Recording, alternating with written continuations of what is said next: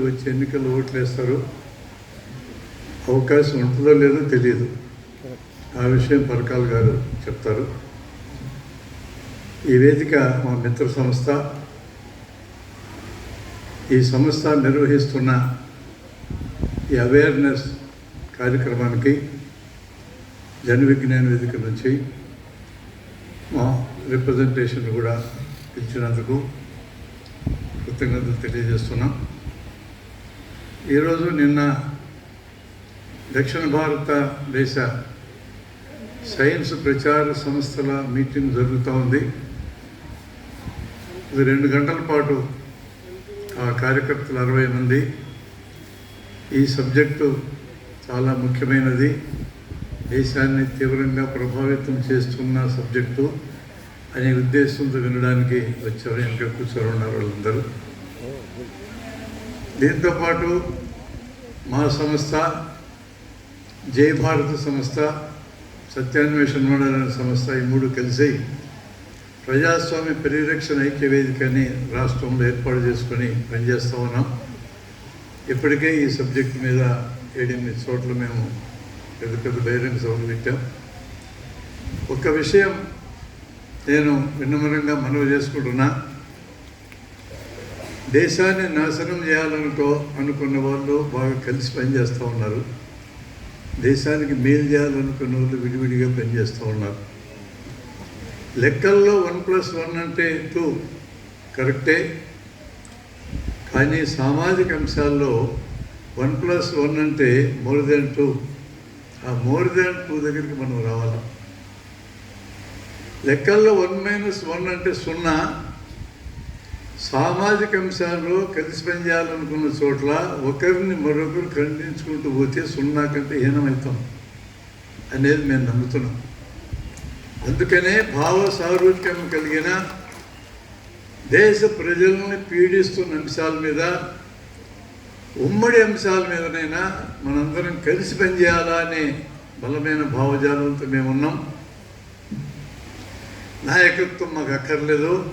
ఎవరి నాయకత్వాన్ని పనిచేయడానికైనా ఎటువంటి షరతులు లేకుండా జన విజ్ఞాన వేదిక పనిచేయడానికి సంసిద్ధంగా ఉన్నది.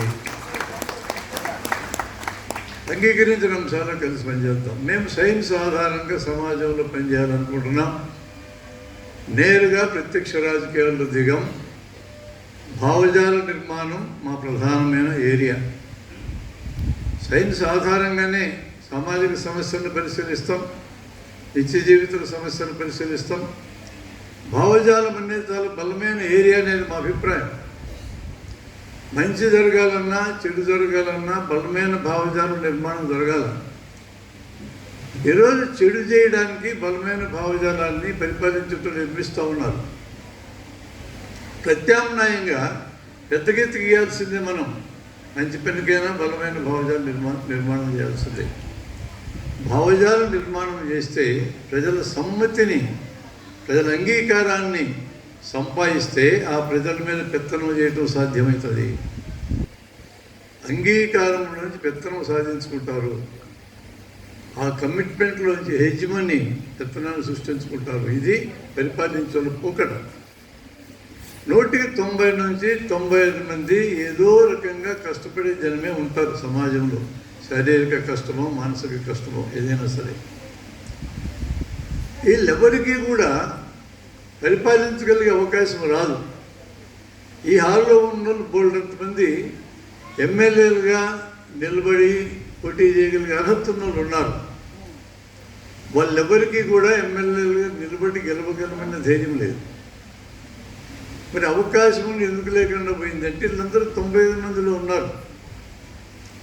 ఆ పైనుండే కొద్దిమంది ఇప్పుడైతే డబ్బులు వెదజల్లి మరి గెలవగలరు.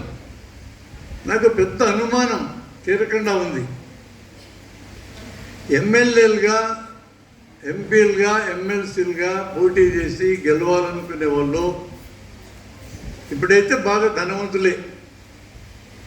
పైగా వాళ్ళు ఓట్లు అడగడానికి మన దగ్గరకు వచ్చినప్పుడు నమస్కారం పెట్టి మీకు సేవ చేసే అవకాశం మాకు ఇవ్వమని అడుగుతారు. మీకు తెలుసు కదండి, సేవ చేస్తే ఎవరూ ప్రతిఫలం అడగం. దారి దాటడానికి ఇబ్బంది పడే ముసలం ఉంటే చేయబట్టుకొని దాటించామనుకోండి, నిన్ను దాటించినందుకు నాకు 10 రూపాయలు ఇవ్వని అడుగుతామా? అడ్రస్ తెలియకుండా ఉంటే అడ్రస్ ఎవరైనా అడిగితే చెప్తారు, మనకి అడ్రస్ చెప్పడానికి డబ్బులు ఇవ్వని అడుగుతారా?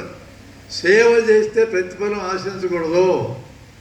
రాజకీయాల్లో దిగేటోళ్ళందరూ సేవ చేయడానికి అవకాశం ఇవ్వని మన దగ్గరికి వచ్చినప్పుడు వాళ్ళు ప్రతిఫలం మనల్ని అడగకూడదు. ఎమ్మెల్యేలకి, ఎంపీలకి, ఎమ్మెల్సీలకి మనం జీతాలు ఇవ్వకూడదు. జీతాలే ఇవ్వకూడదు అంటే మళ్ళీ పెన్షన్ ఇచ్చేది ఏంది? వాళ్ళకి ఒక పెన్షన్ కాకుండా 2-3 పెన్షన్లు ఏంది? 30 ఏళ్ళు పని చేస్తే ఉద్యోగులకి పెన్షన్, స్త్రీలకి 5 ఏళ్ళకి పెన్షన్ ఇచ్చేది ఏంది? మేం కాదు, మీరు అడగాల. మాకు అలుపు వచ్చింది ముసలోళ్ళు, మీరు అడగాల. మీ డబ్బులు ఇవన్నీ ఓటు మనది, వీళ్ళు ఉపయోగించే డబ్బులన్నీ మనవి, చేసే పెత్తనం మన మీద. మిత్రులారా, చాలా చిన్న విషయం నేను చెప్పి మనం సెలవు తీసుకుంటా.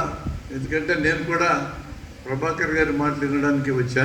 నాకు మంచి మిత్రుడైన చాలా ఏళ్ళ నుంచి చాలా క్లోజ్గా ఫాలో అవుతున్నాం. 2-3 ఇంటర్వ్యూలు కూడా ఆయన్ని ఇంటికి వెళ్ళి చేశాం. ప్రచారం చేయాలనే మేము భావిస్తూ ఉన్నాం.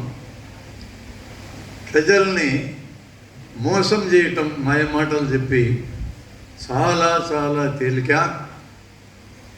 అరే మీరు మోసపోతున్నారు అని చెప్పి వాళ్ళని నమ్మించడం చాలా చాలా కష్టం. మరోసారి చెప్తున్నా, ప్రజల్ని మోసం చేయటం తేలిక. ఈ విషయాన్ని పాలించటం శుభ్రంగా వాడుకుంటున్నారు. మీరు మోసపోతున్నారు అని వాళ్ళకి నచ్చ చెప్పి ఒప్పించడం మనకు చాలా కష్టం. మనం ఆ కష్టంలో ఉన్నాం. వాళ్ళ సులభమైన స్థానంలో ఉన్నారు. మతం అనే పేరుతో పనిచేస్తున్నారు, కులాన్ని వాడుకుంటున్నారు. అసలు వీటిని వాడుకోకూడదని ఎన్నికల నిబంధనలు ఉన్నాయి. కనీసం ఎన్నికల సమయంలో వాడుకోకూడదని. మేము మతానికి వ్యతిరేకమేం కాదు, కులాలకు వ్యతిరేకంగా పనిచేసేటోళ్ళం కాదు. భారత రాజ్యాంగం ప్రసాదించిన నీ మతము, నీ దేవుడు, నీ ఆరాధన, నీ ఇష్టం మేము అంగీకరిస్తున్నాం. అది నీ వ్యక్తిగత విషయం. అదే రాజ్యాంగం 51 ఆర్టికల్ హెచ్ ప్రకరణ కింద ఇచ్చిన శాస్త్రీయ దృష్టి, జిజ్ఞాస, మానవతా దృష్టి, సంస్కరణ అభిలాష అక్కడికి చేరాలా మనమందరమని మేము కోరుకుంటున్నాం. మొదలయ్యేది ఇక్కడ, అక్కడికి చేరాలా. మొదలయ్యేది ఇక్కడ అంటే అక్కడ ఉన్నాం మనం, దాన్ని మనం ఏం చేయలేం. కానీ చేరాల్సిన చోటు మాత్రం క్లియర్గానే చెప్పింది రాజ్యాంగం.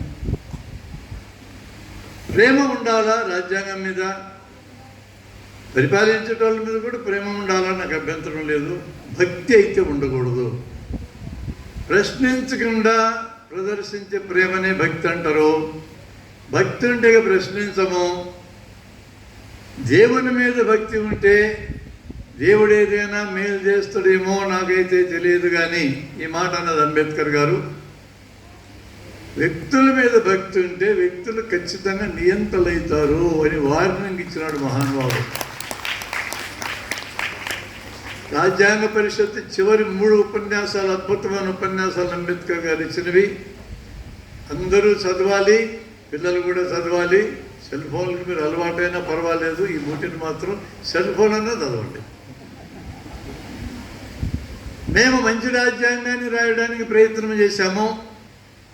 రాజ్యాంగం అంత బాగా లేకపోయినా మీకు నష్టం జరగదు. ఎన్నిక చేసుకునేవాళ్ళు సరైన వాళ్ళైతే, మేము ఎంత మంచి రాజ్యాంగాన్ని రాసినా ఎన్నిక చేసుకునేవాళ్ళు, మీరు ఎన్నిక చేసుకునేవాళ్ళు దౌర్భాగ్యులైతే మీకు మేలు జరగదు.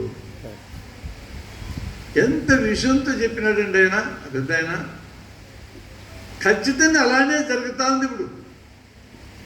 అంటే దౌర్భాగ్యుల్ని ఎత్తికెత్తికి ఎన్నిక చేసుకుంటున్నాం మనం. ఒకసారి మనం కూడా ఆలోచించుకోవాలి. ఈ దేశం మనది, ప్రజాస్వామ్యం అంటే ప్రజల స్వాములు. నిర్ణయాలు మనం చేయాలా, పర్యవేక్షణ మనం చేయాలా. ఫలితాలు మంచి వచ్చినా చెడు వచ్చినా మనకే. ఇది రాచరికమో నియంతృత్వమో కానైతే నిర్ణయాలు నియంత్రణలు చేస్తారు, రాజులు చేస్తారు. వాటిని పర్యవేక్షణ వాళ్ళు నియమించిన వ్యక్తులు చేస్తారు. ఫలితాలు మంచి వస్తే రాజులకి, నియంతలకి, చెడు వస్తే మనకి. అది కాదు మనం ఎంపిక చేసుకుంది. చెడు వచ్చినా మంచి వచ్చినా మనకే. చెడు వస్తే ఎందుకు వచ్చిందో విశ్లేషణ చేసుకుని తిరిగి మంచి వచ్చేటట్టుకు పునర్నిర్ణయం చేసుకోవడానికి మనకు అవకాశం ఉంది. అటువంటి ప్రజాస్వామ్యాన్ని మనం ఎంపిక చేసుకున్నాం. మనందరూ విజిలెంట్గా ఉంటే, అవేర్గా ఉంటే, ఎప్పటికప్పుడు మన చుట్టూ ఏం జరుగుతుందో చూడడానికి సిద్ధమైతే ఈ ప్రజాస్వామ్యం జరుగుతుంది తప్ప ఇది మన సబ్జెక్టు కాదు, ఎవరిదో అనుకుంటే ఆ ఎవరో ఏమవుతారో ఆ లిస్టులో మనం కూడా చేరబోతాము అనే వార్నింగ్ను మనం నిరంతరం గుర్తుంచుకోవాలని నేను మనవి చేస్తూ నేను సెలవు తీసుకుంటున్నా. Thank you very much.